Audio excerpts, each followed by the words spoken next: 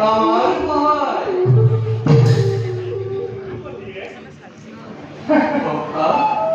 যদুপতিয়ে কি কৰিব কথা তোমাৰ পৰা গালি আৰু দাদাৰ হাতৰ পৰা গদালৈ যুদ্ধ কৰিব পৰা শক্তি যদুপতিৰ এতিয়াও হোৱা নাই। পাৰোতেনো কুৰুক্ষেত্ৰৰ যুদ্ধত অস্ত্ৰ নধৰো বুলি শপত খায়।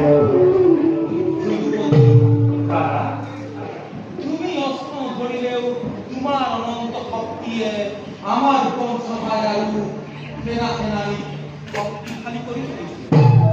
ইমান শক্তি থকা হলে জৰাসন্ধৰ ভয়ত তোমালোকৰ ওচৰত এচাপিও ভয় কৰা বাৰু যাওক সেই বৰ ভাগৰ যাওঁ আমি বিশ্ৰামৰ দিছো। ওলা ভাই খন্তে বিশ্ৰাম কৰোঁ।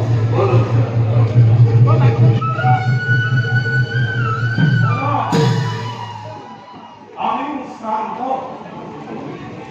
ভীমাৰ দিনে যুদ্ধ কৰি শ্ৰান্ত হোৱাৰ প্ৰমাণ হৈছে।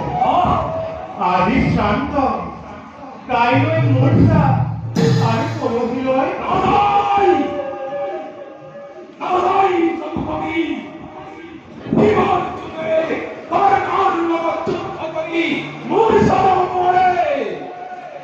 যাবলৈ কিমান পৰ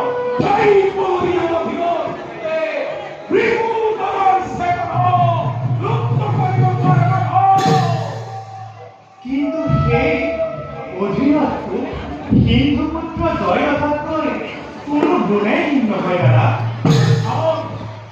অৰ্থাৎ সেই হিন্দুগ্ৰহে যদি গদাৰে আঘাত কৰি দিগুদৰক মূৰ্ছা নিয়াব পাৰে তেনেহলে ৰাম দত্ত বিজয় ধনুধাৰী কৰ্ণই দিগুদৰক মূৰ্ছা নিয়াটো একো অসম্ভৱ নহয় দাদা।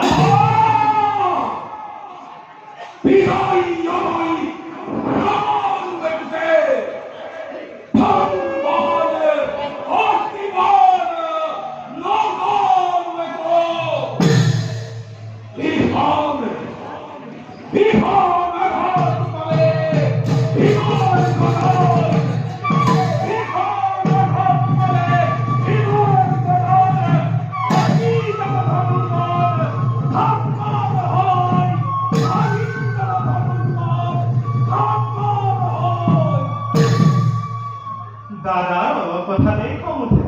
ই মোৰ খং নহয় কৃষ্ণ, ই মোৰ সৰল কথা। এতিয়া বুজিলো দাদা বিপুদৰ মূৰ্ছা যোৱা বিষয় বি নহয় পিছে সখাতহে অলপ সন্দেহ থাকে। কাৰণ প্ৰতিবাদ কৰিব নোৱাৰিলা।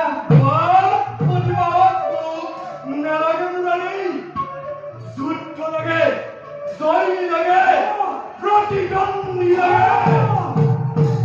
ৰাম দত্ত গুৰু দত্ত থাকক বিজয়ী কথা কৰ্ণৰ হাতত। মোৰো আছে দেৱ দত্ত গান্ধীৰ হাতত। ই যে অতি কেৱল অতি কৃষ্ণটো